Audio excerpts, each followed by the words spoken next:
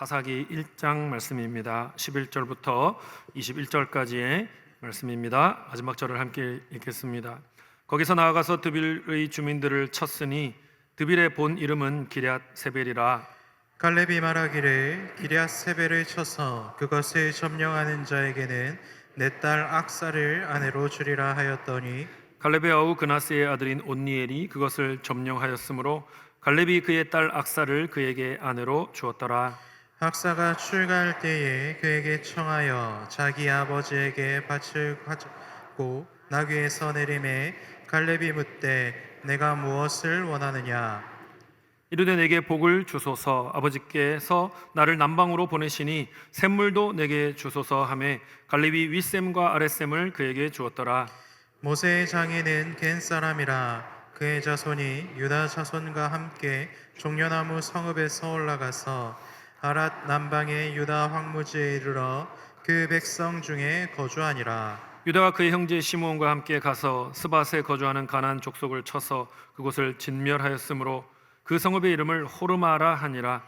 유다가 또 가사 및 그 지역과 아스글론 및 그 지역과 에그론 및 그 지역을 점령하였고 여호와께서 유다와 함께 계셨으므로 그가 산지 주민을 쫓아내었으나 골짜기의 주민들은 철병거가 있으므로 그들을 쫓아내지 못하였으며 그들이 모세가 명령한 대로 헤브론을 갈렙에게 주었더니 그가 거기서 아낙의 세 아들을 쫓아내었고 함께 했습니다. 베냐민 자손은 예루살렘에 거주하는 여부스 족속을 쫓아내지 못하였으므로 여부스 족속이 베냐민 자손과 함께 오늘까지 예루살렘에 거주하니라. 아멘. 핑계 없는 무덤 없다라는 제목으로 하나님 말씀을 전하도록 하겠습니다. 여러분, 우리의 구원이 어디에서 시작되었습니까? 우리의 노력입니까? 우리의 결단입니까? 아니지요. 우리의 구원은 하나님께로부터 시작이 되었습니다.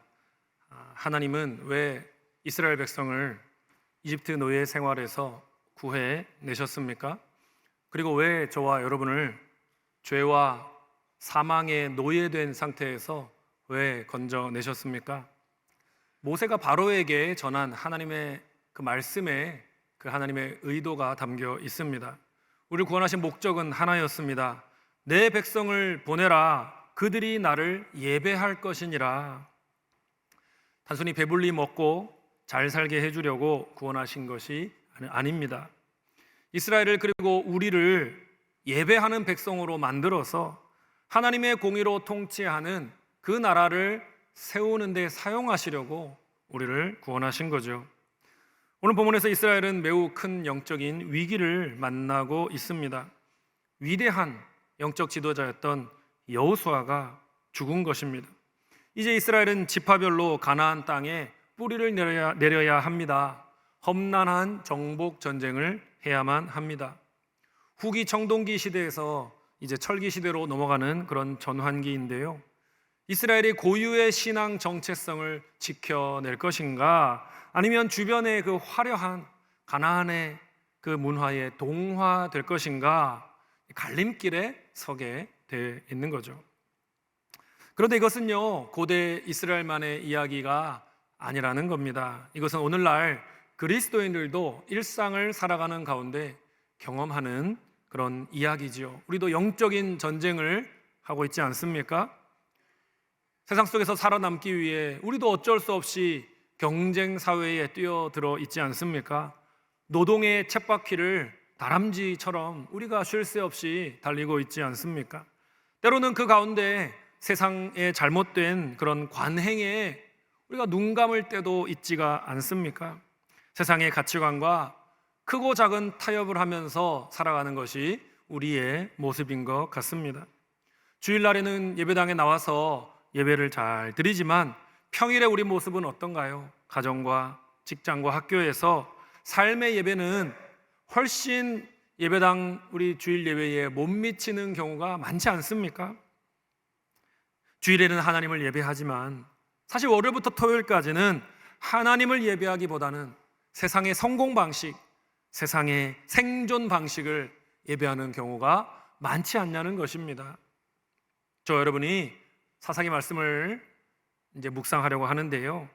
이 말씀을 통해서 실패하고 세상과 타협하고 넘어지는 이스라엘의 모습을 통해서 우리도 세상의 거룩한 유혹과 압력을 만나게 되는데 그 앞에서 어떻게 우리의 거룩함을 지켜낼 수 있을까? 하나님께서 주시는 지혜의 말씀을 배우는 시간이 되기를 바랍니다. 첫 번째로 하나님의 약속을 여러분 믿으시고 세상 복보다는 하늘 복을 구하시기를 바랍니다. 11절 이하에는요, 유다 지파가 가나안의 난공불락의 요새였던 드비를 치러 가는 그런 장면이 나오는데요, 첫 승리입니다. 그래서 아주 가슴 벅찬 승리의 장면이라 할 수가 있지요. 11절 같이 읽어보도록 하겠습니다. 거기서 나아가서 드빌의 주민들을 쳤으니 드빌의 본 이름은 기럇 세벨이라. 드빌의 옛 이름이 기럇 세벨이라고 했습니다. 책의 성읍이다라는 뜻입니다. 책의 성읍, 지혜와 학문의 중심지였다는 거죠. 가나안 남부 지역의 학문적, 행정적, 군사적 요충지였다는 거죠. 이곳을 친다는 것은 가나안의 지혜와 사상의 핵심을 타격하는 일이었습니다. 상당히 의미가 깊은 전투였던 거죠.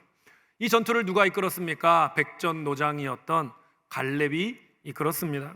갈렙이 누구입니까? 40년 전 가데스 바네아에서 우리는 이 땅에 들어갈 수 없다, 우리는 이들과 싸워 이길 수 없다, 대부분의 백성들의 마음에 불신앙이 전염병처럼 퍼졌을 때 그때 홀로 여호수아와 갈렙이 믿음을 지킨 자들 아닙니까?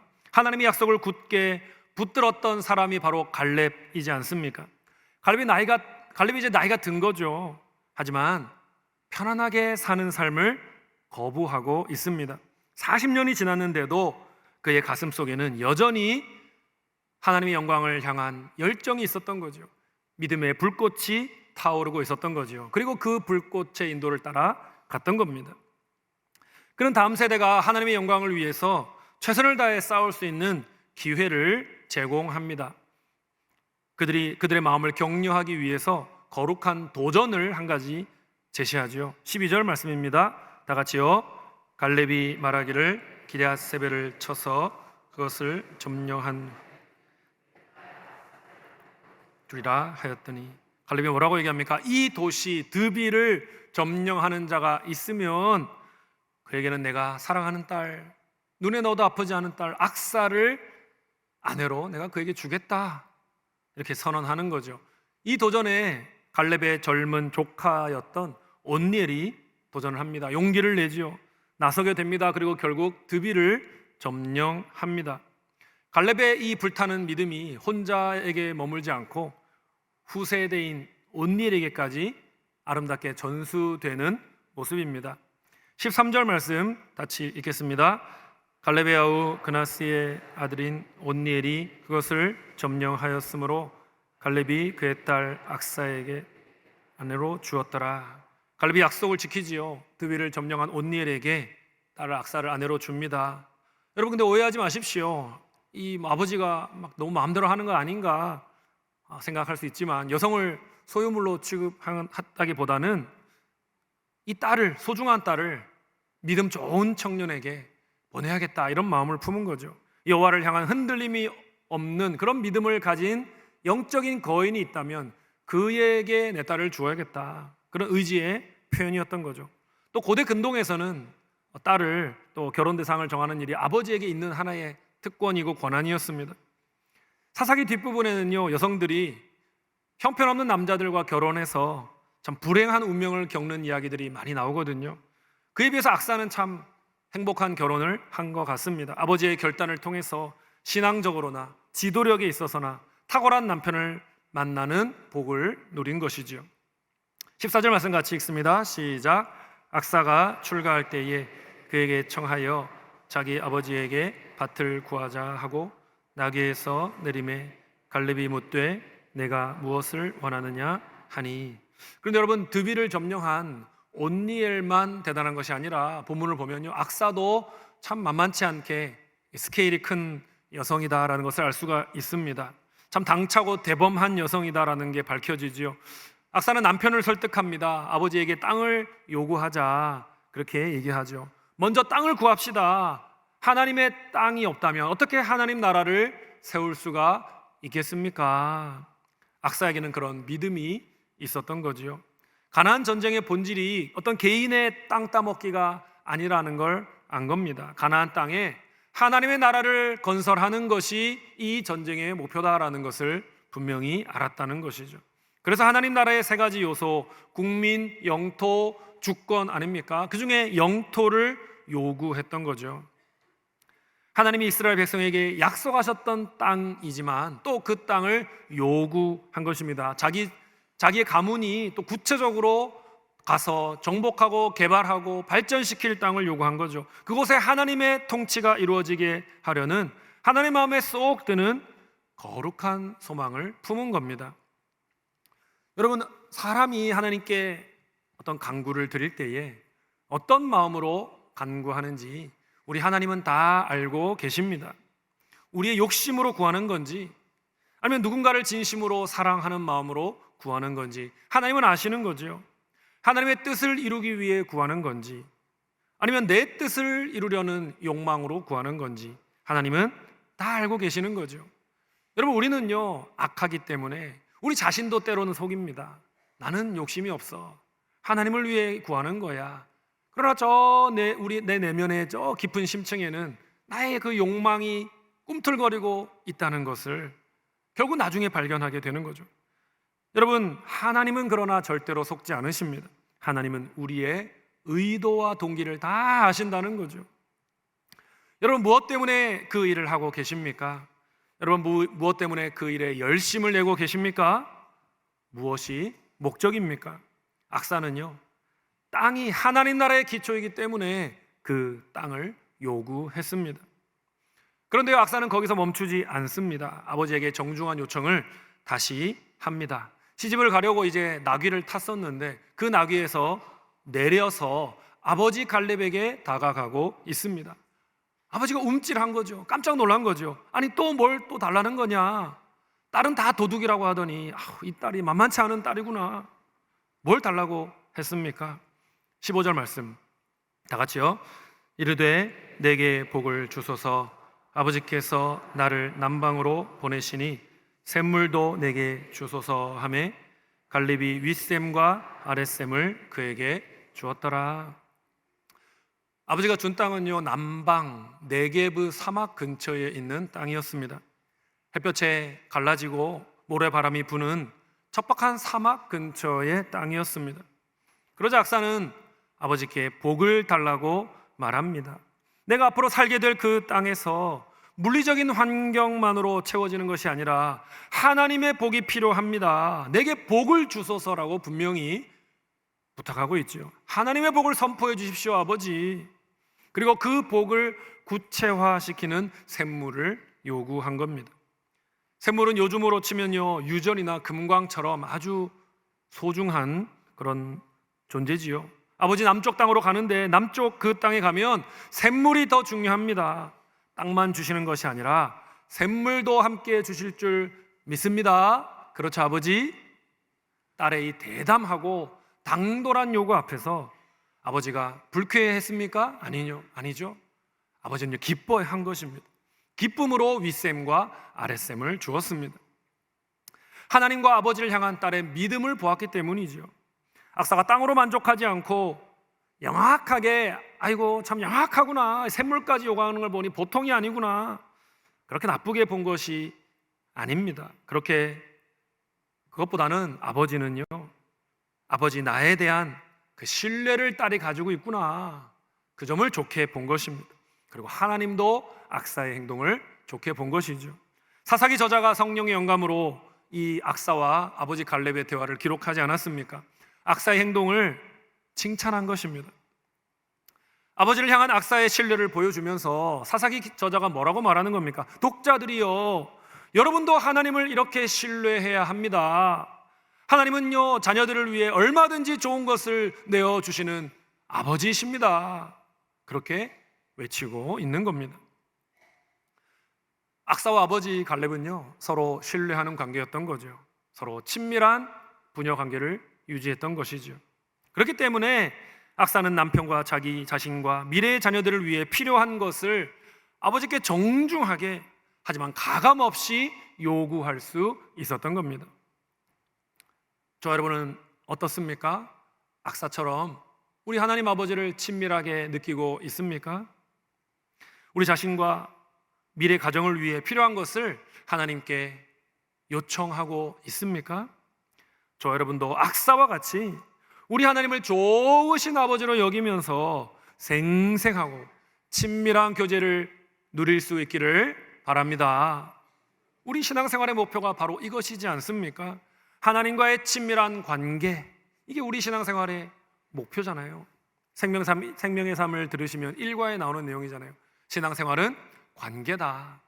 하나님 아버지와의 관계고 또 타인과의 관계다. 자연과의 관계다. 근데 가장 중요한 것이 하나님 아버지와의 관계잖아요. 저와 여러분이 우월한 배경과 조건을 후세대에 물려주지 못할지 몰라도 무엇을 물려줘야 하겠습니까?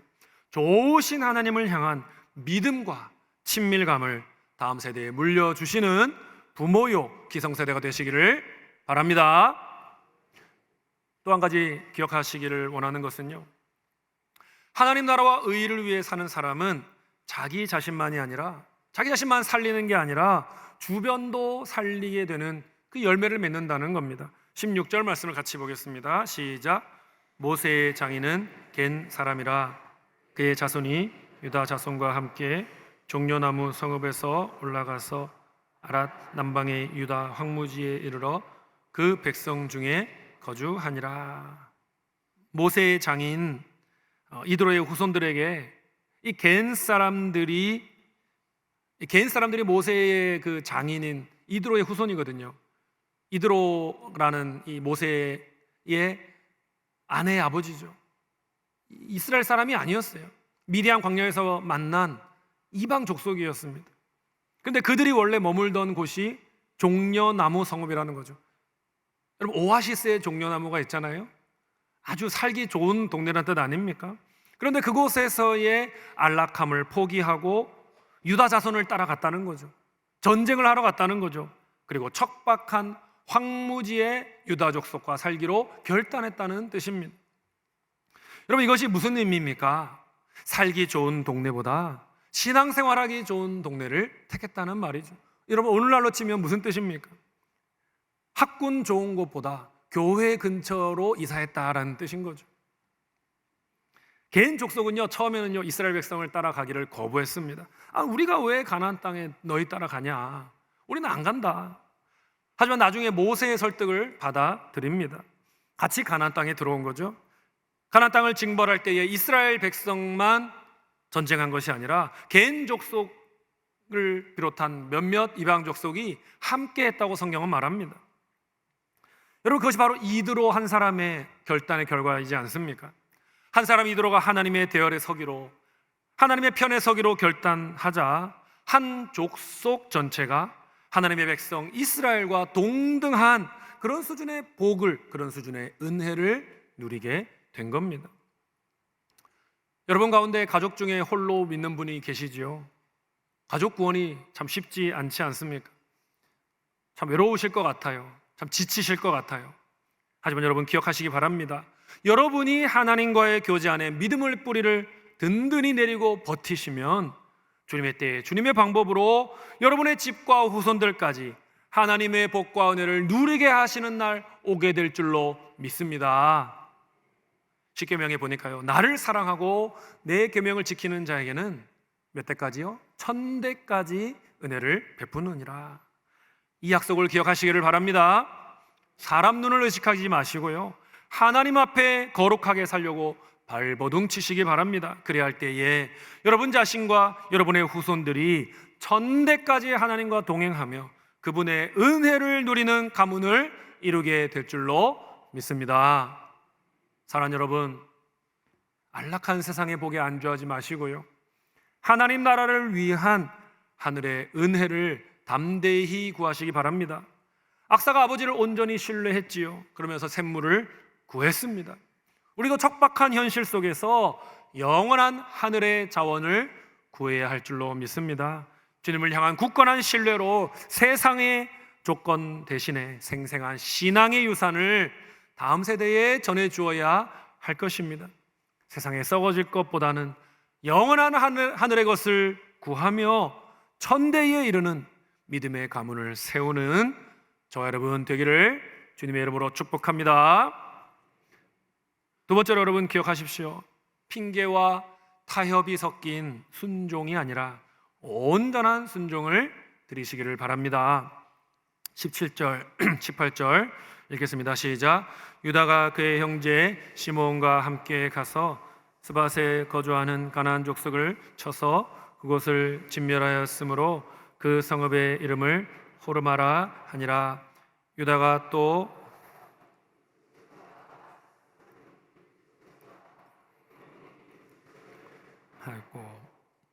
유다 지파가요 시므온 지파를 데리고 전쟁하러 올라갔지요. 산지로 올라가서 차례차례로 놀라운 승리를 거두는 것을 볼 수가 있습니다. 그리고 가나안 족속을 진멸한 것을 볼 수가 있습니다. 스밧을 점령했고 진멸했습니다. 가사와 아스글론과 에그론 지역도 점령하고 진멸했습니다.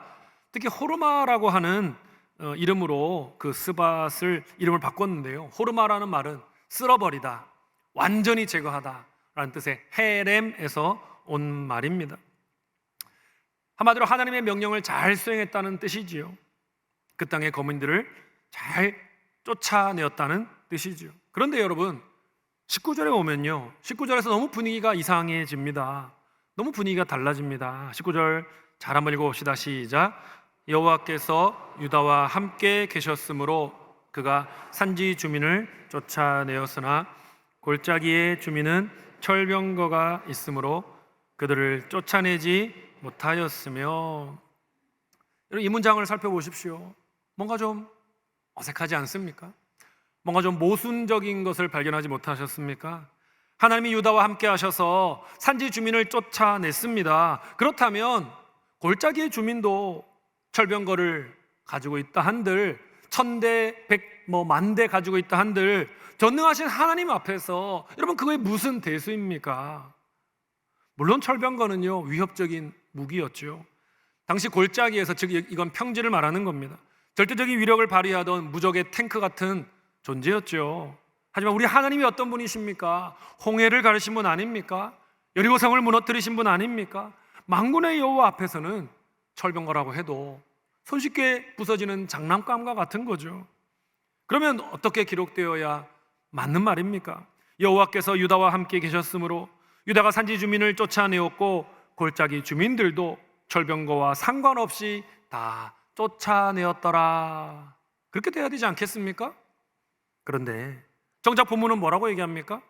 하나님이 함께 계셔서 산지 주민에 대한 승리를 맛보았음에도 불구하고 골짜기, 즉 평지의 주민들은 그들의 철병거에 막혀서 쫓아내지 못하였더라.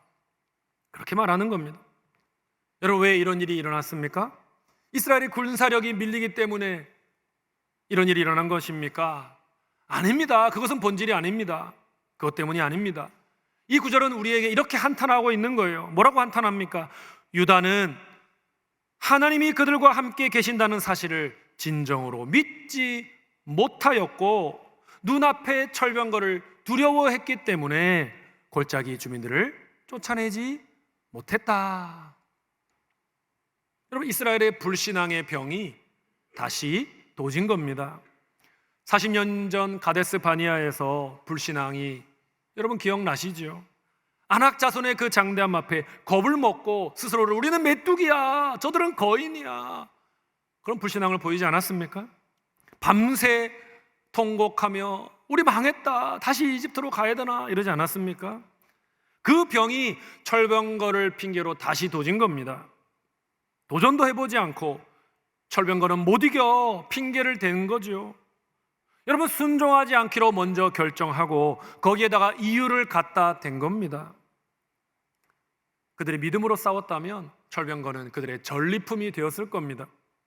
그런데 현실의 장벽 앞에 믿음이 흔들리니까요 온갖 것이 다 불순종과 타협의 핑계거리가 되어버린 거죠.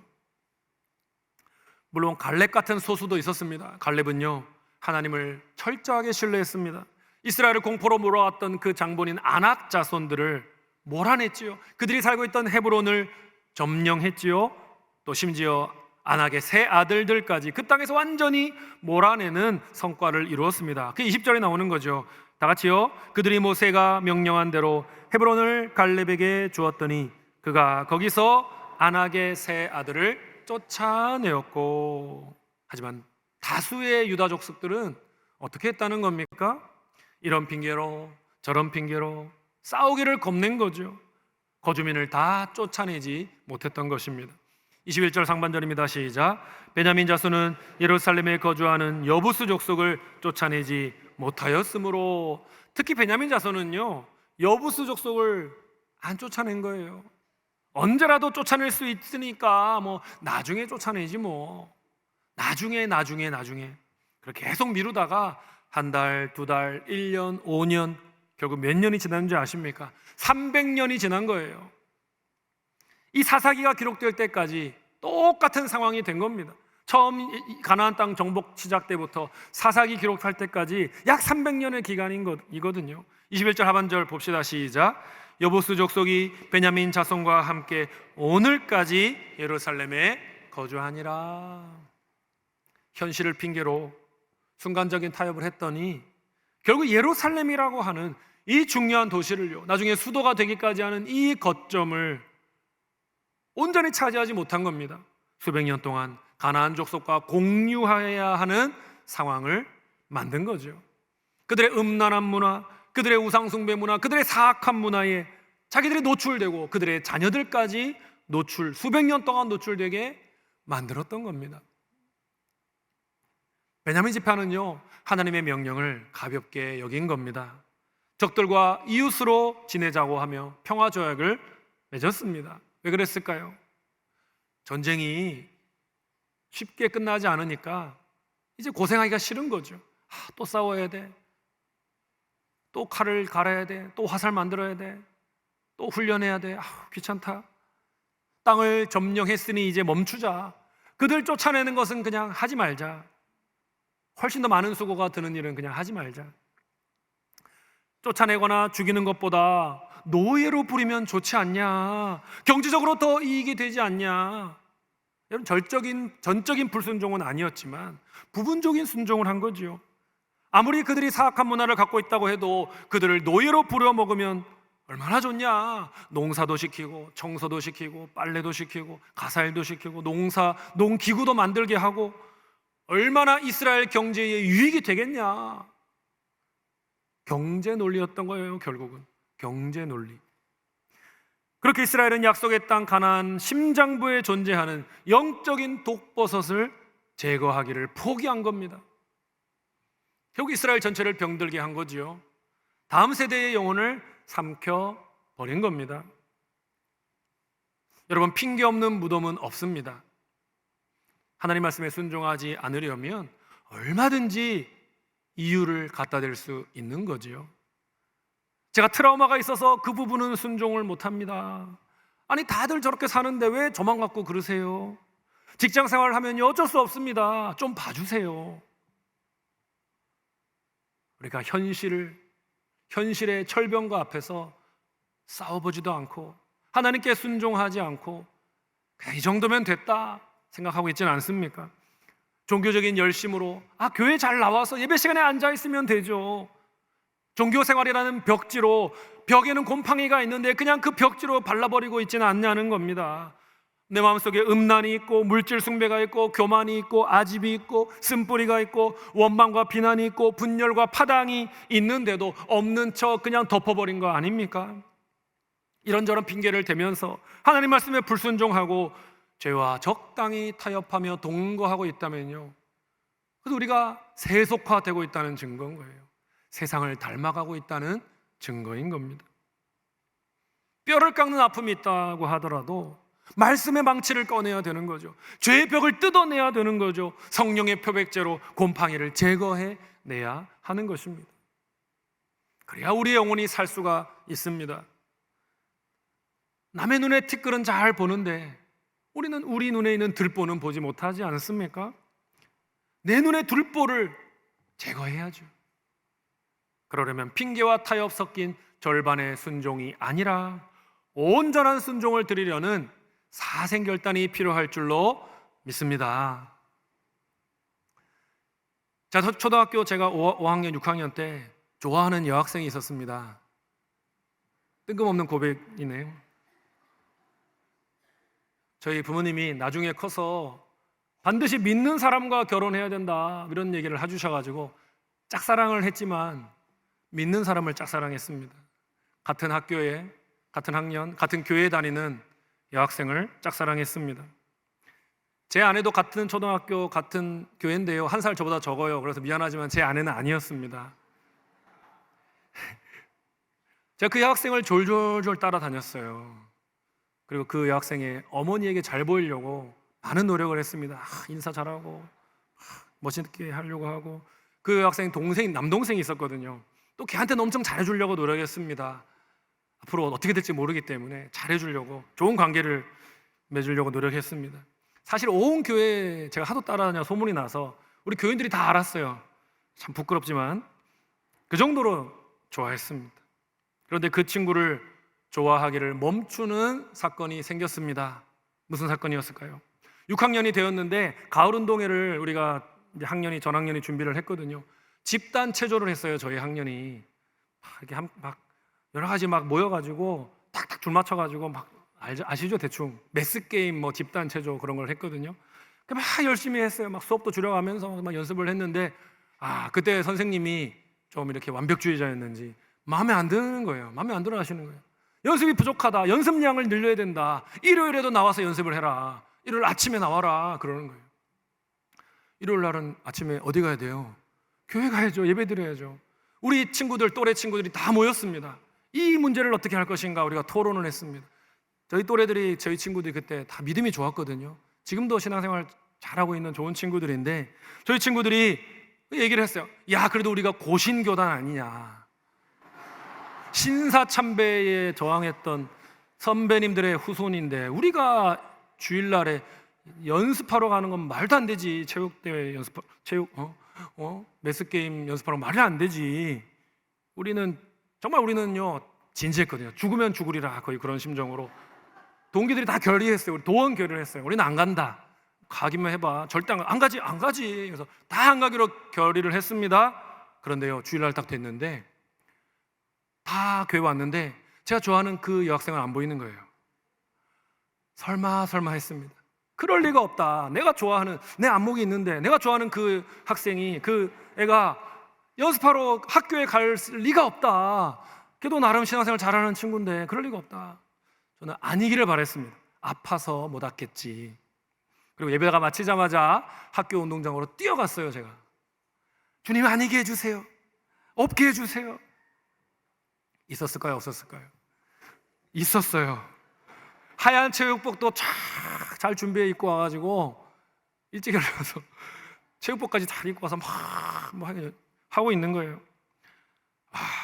주님 어째 이런 일이 일어날 수가 있습니까? 믿어지실지 모르지만 저는 그날 이후로 그 친구에 대한 마음을 완전히 접었습니다. 너무 그 아이가 싫어지더라고요. 이제 더 이상 따라다니지 않았습니다. 그의 어머니와 동생에게도 잘 보이려고 하지 않았습니다. 제가 이래봬도 초등학교 2학년 때부터 목사가 되려고 결단한 사람이거든요. 속으로 그런 생각이 들더라고요. 얘는 이제 사모로서는 땡이야. 초등학교 2학년 때 그런 생각을 했다면 대단하지 않습니까? 우리 부모님 여러분, 어려서부터 분명한 믿음의 습관을 길러주시길 바랍니다.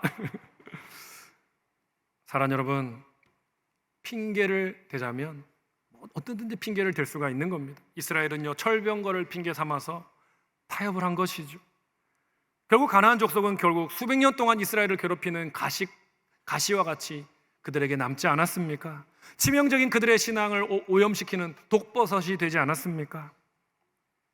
철병거를 핑계 대면서 하나님, 이 정도는 우리가 했잖아요. 근데 이 이상은 못합니다. 절반은 순종했잖아요 라고 말하는 것은요, 너무나도 안타까운 세속화의 모습입니다. 현실의 장벽과 상처를 핑계대는 합리화를 멈추시기 바랍니다. 종교적인 열심으로 포장했던 내면의 죄악을 말씀과 성령으로 도려내시기를 바랍니다. 목장 식구들 간에 우리가 서로 격려해야 되는 거예요. 우리가 온전한 순종을 해보자. 우리가 힘들지만 서로 격려하며 이 믿음의 길, 좁은 길을 가보자. 그게 목장 모임이 필요한 이유지 않습니까? 우리의 능력은 물론 부족합니다. 우리의 의지만으로는 안 되죠. 그러나 성령님을 의지함으로 온전한 순종을 들여서 주님이 다스리시는 하나님의 나라를 일상 가운데 이루어가는 저와 여러분이 되기를 간절히 소원합니다. 말씀 맺겠습니다. 사랑하는 여러분, 악사는요 메마른 땅을 적시는 샘물을 바라보는 믿음의 눈을 가졌습니다. 반면에 유다 족속은요 시커먼 쇠로 만든 철병거를 보고 압도된 것이죠. 그래서 하나님의 약속을 보지 못한 겁니다. 여러분, 우리의 눈이 우리의 태도를 결정합니다. 약속을 본 사람은요 샘물을 얻었고요, 그러나 병거만을 쳐다본 사람은 핑곗거리를 얻은 거지요. 저 여러분은 하나님의 약속을 바라보고 믿고 완전한 승리를 주시는 그 미래를 향하여 담대히 나아갈 수 있기를 바랍니다. 주님은 우리에게 다시 한번 하나님의 약속을 믿으라고 요구하시는 거예요. 이 믿음으로 세상을 상대한다면 세상이 골리앗과 같은 세상이, 안악자손과 같은 세상이, 여리고 같은 세상이 우리 앞에 무너지는 것을 보게 될 줄로 믿습니다. 세상의 기준을 따라가다가 하나님의 기준을 놓치는 어처구니 없는 일을 반복하지 맙시다. 오직 말씀만을 기준으로 삼아 나아갈 때에 세상이 하나님의 기준을 감당치 못한다는 사실을 보여주고 입증하라고 우리를 그리스도인으로 부르신 줄로 믿습니다.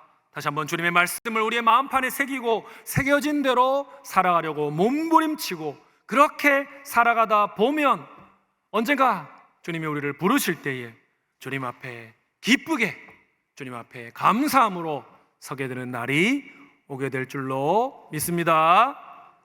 그러한 삶을 살아가 하나님 앞에 부끄러움 없이 담대하게 주님께 영광 돌리며 주님 앞에 서게 되는 저와 여러분, 우리 모든 성도님들 되시기를 주님의 이름으로 축원합니다. 찬양합시다. 내게로부터 눈을 들어 주를 보기 시작할 때 주의 일을 보겠네.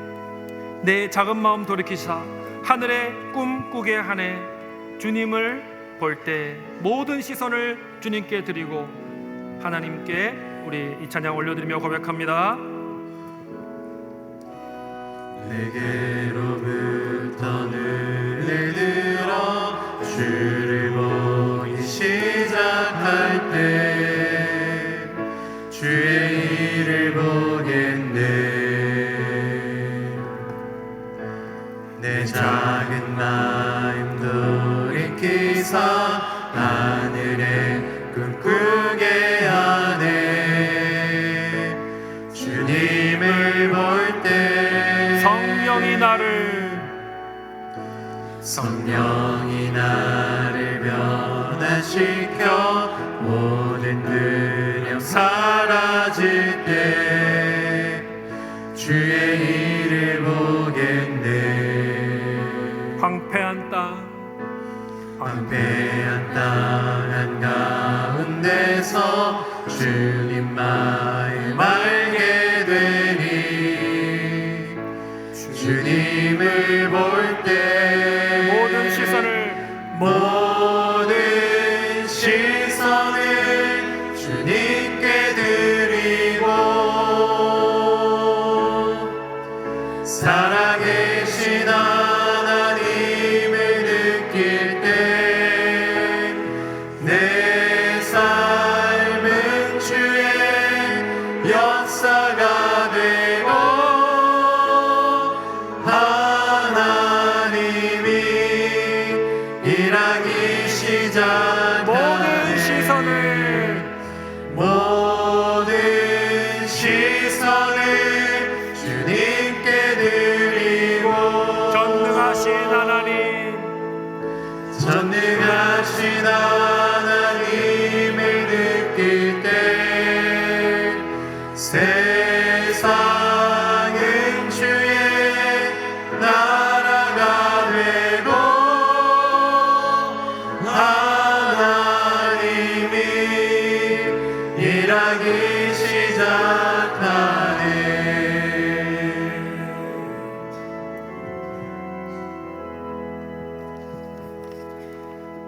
사랑하는 울산 시민교회 가족 여러분, 오늘 주신 말씀 기억하면서 결단의 기도를 올려드립니다. 첫 번째로 좋으신 하나님 아버지를 신뢰하면서 영원한 하늘의 자원과 은혜를 구하는 삶을 살아가게 하여 주시옵소서. 두 번째로 철병거를 핑계 삼아서 세상과 타협하지 않도록 도와주시고 온전한 순종을 통해 성령을 의지함으로 온전한 순종을 주님 앞에 드림으로 하나님 나라를 우리의 삶 가운데 세울 수 있도록 도와주시옵소서라고 우리 다 같이 함께 앞에 있는 기도 제목 두 가지를 보면서 우리가 오늘 들은 말씀을 그냥 지적으로 동의하는 것이 아니라 우리의 의지적으로 우리의 마음을 들여서 결단하는 그런 기도를 올려드리도록 하겠습니다. 기도합니다.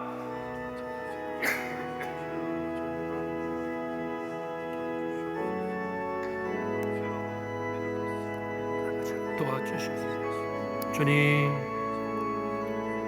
좋으신 하나님 아버지를 신뢰하고 영원한 하늘 자원 은혜를 구하면서 살게 하여 주옵소서. 철병거를 핑계대며 세상과 타협하지 않도록 도우시고 온전한 순종으로 하나님 나라 세운 우리 주의 백성들이 되게 하여 주옵소서. 세상의 위협이 만만치 않습니다. 세상의 공격이 만만치 않습니다. 하지만 나의 삶 가운데 성령을 부어주시고 성령으로 역사하셔서 주님께 온전한 순종을 드리게 하시도록 도우실 줄 믿습니다.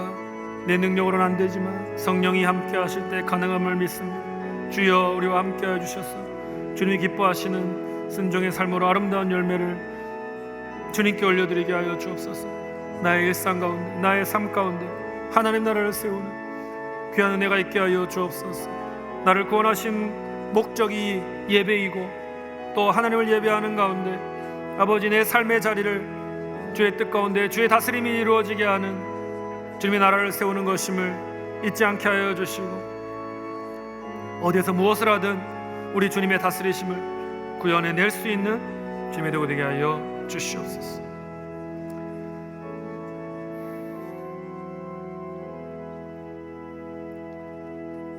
사랑과 은혜가 풍성하신 하나님 아버지, 우리를 죄에서 건져내어 참된 예배자로 만들어 주시니 감사합니다. 우리의 주중의 일상이 세상의 방식을 따르지 않게 하시고 하나님 나라를 세워가는 거룩한 삶의 예배가 되게 하여 주시옵소서. 악사가 아버지 갈렙을 굳게 신뢰하여 샘물을 구했습니다. 우리도 눈앞에 안락함을 구하는 것에서 멈추지 않게 하여 주시고 영원한 하늘의 은혜를 담대히 구하는 자가 되게 하여 주시옵소서. 세상의 조건을 추구하기보다는 생생한 믿음의 유산을 다음 세대에게 물려줄 수 있는 축복의 가문을 세우도록 도와주시옵소서. 거대한 철병거를 핑계 삼아 세상과 적당히 타협하며 살았던 우리의 모습을 회개합니다. 합리화하며 핑계를 대며 게으름으로 남겨둔 우리 안에 있는 죄악을 성령의 능력으로 깨끗이 씻어내게 하여 주시옵소서. 이제는 세상의 도전을 두려워하며 움츠러드는 것이 아니라 하나님께서 약속하시는 그 승리를 바라보며 핑계하지 않고 타협하지 않고 성령을 의지함으로 온전한 순종을 드릴 수 있는 믿음의 사람들 다 되게 하여 주시옵소서. 말씀만을 나의 삶의 기준으로 삼아 온전히 하나님 나라를 우리의 일상 가운데 세움으로 기쁨으로 주님 앞에 설 수 있는 나의 모습이 될 수 있도록 도와주시옵소서. 감사드리며 살아계신 우리 주 예수 그리스도의 이름으로 기도드리옵나이다. 아멘. 오늘 말씀을 듣고 결단한 내용에 대해서 기도받기 원하시는 분, 시민교회에 등록하기 원하시는 분, 세례받기 원하시는 분, 중보기도를 부탁하시는 분들은 예배 후에 맨 앞자리로 나오셔서 헌신카드를 작성해 주시기 바랍니다. 이제 평안한 마음으로 세상에 돌아가십시오. 선한 일에 용기를 가지시고 악을 악으로 갚지 마십시오. 항상 약한 자를 돕고 우는 자를 돌아보며 고난당하는 이웃을 위로하십시오. 모든 사람을 존중하며 주님께 봉사하고 주님을 사랑하십시오. 모든 일을 믿음과 사랑으로 행하며 어떤 일에도 희망을 포기하지 마십시오. 그리고 거룩하신 성령님께 순종하여 기쁨과 감사의 생활을 다시 회복하십시오. 하나님 아버지께서는 항상 여러분과 동행해 주실 것입니다. 아멘.